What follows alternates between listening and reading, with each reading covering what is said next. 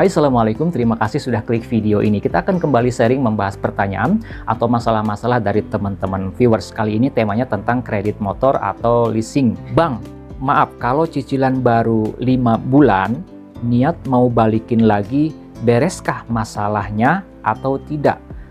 Kalau misalkan kita sebagai debitur, kita kredit motor ke leasing, kemudian pada bulan kelima kita sudah nggak sanggup untuk melanjutkan cicilan itu, kita berniat untuk mengembalikan.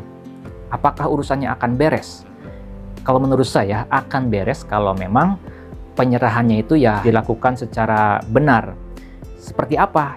Pertama, kita datang dulu ke leasing, sampaikan apa yang menjadi permasalahan kita dan sampaikan maksud kita untuk menyerahkan kembali unitnya tersebut. Itu pun kalau Anda misalkan ingin menyerahkan kembali secara sukarela tanpa harus misalkan menunggu ditarik oleh leasing atau digugat oleh leasing. Anda secara sukarela dengan penuh kesadaran menyerahkan kembali, mengembalikan kembali unitnya, saya rasa itu boleh-boleh saja, apalagi kita dengan maksud yang baik datang langsung, berkomunikasi secara langsung, menyampaikan apa yang kita alami kesulitannya. Biasanya leasing akan menawarkan beberapa opsi. Misalkan untuk dioper kreditkan, atau misalkan tenornya diperpanjang, dan lain sebagainya. Biasanya leasing akan menawarkan opsi-opsi tersebut. Namun keputusan kembali kepada si debitur itu. Kalau misalkan debitur inginnya, udahlah saya mau menyerahkan aja, mau mengembalikan unit, maka itu juga boleh. Tapi tentunya harus ada surat keterangan atau berita acara yang menerangkan bahwasannya unitnya sudah dikembalikan secara sukarela oleh si debitur kepada kreditur, kepada leasing. Jadi jangan cuman datang ke leasing, saya mau nyerahin ini unit karena saya udah nggak sanggup lagi membayar cicilan, membayar angsuran sampai lunas. Ini unitnya, urusan kita selesai, langsung pulang. Nggak bisa begitu juga. Harus meminta suatu surat keterangan ataupun berita acara yang memuat tentang adanya serah terima unit tersebut. Yang memuat tentang adanya pengembalian. Siapa yang menerimanya di situ, petugasnya siapa, karyawannya siapa, pada hari, bulan, dan tahun berapa unit itu diserahkan, itu harus ada dan kita harus pegang. Sebagai debitur, kita harus memegang salinan berita acaranya ataupun juga surat-surat yang lain yang isinya menerangkan tentang adanya peristiwa pengembalian unit dari debitur kepada krediturnya. Kalau sudah ada surat keterangannya, saya rasa urusan utang piutangnya sudah dianggap selesai. Jadi ketika misalkan nanti ada yang mempersalahkan, ada yang tiba-tiba ngaku dari leasing, nagih dan lain sebagainya, tinggal disampaikan, saya sudah menyerahkan dan mengembalikan secara sukarela dan ini buktinya. Berita acara kah, surat pernyataan, atau misalkan surat keterangan lunas dan lain sebagainya, apapun itu. Nah itu ya, jadi kalau misalkan diserahkan secara sukarela, ada berita acaranya, menurut saya urusannya sudah dapat dianggap selesai. Kalau ada yang punya pendapat, silahkan komen di bawah video ini. Kita lanjut ke pertanyaan selanjutnya. Bang, saya mau nanya, saya taruh BPKB ke Adira. Angsurannya saya tinggal 6 bulan, jadi tidak sanggup lagi bayar. Sudah 2 tahun tidak bayar, kenapa pihak leasing tidak mau narik motor saya? Wah, kalau ini beruntung nih.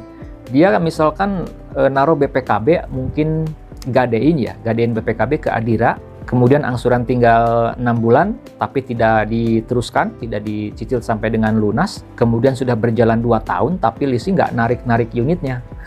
Ya bisa disebut beruntung juga. Di histori kreditnya akan tercatat tidak bagus, yang mengakibatkan atau berdampak apabila di suatu saat kita ingin mengajukan kredit lagi, apapun itu akan sulit untuk di-ACC. Kalau ada yang punya pendapat, silahkan komen di bawah video ini. Kita lanjut ke pertanyaan selanjutnya. Bang, izin bertanya, apakah bisa ditangguhkan selama 1 bulan?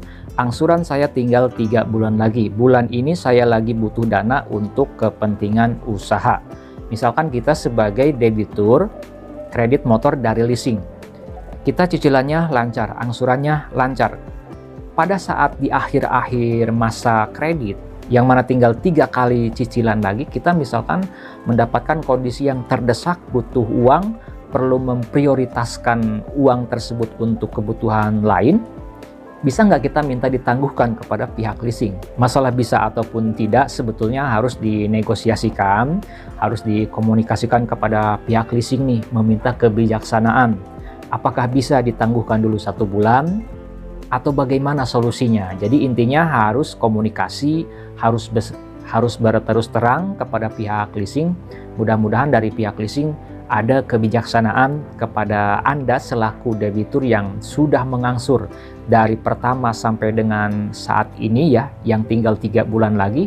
Menurut saya harusnya leasing memberikan kebijaksanaan, apalagi si debiturnya ini lancar cicilannya dari awal sampai dengan saat ini, baru kali ini saja meminta ditangguhkan.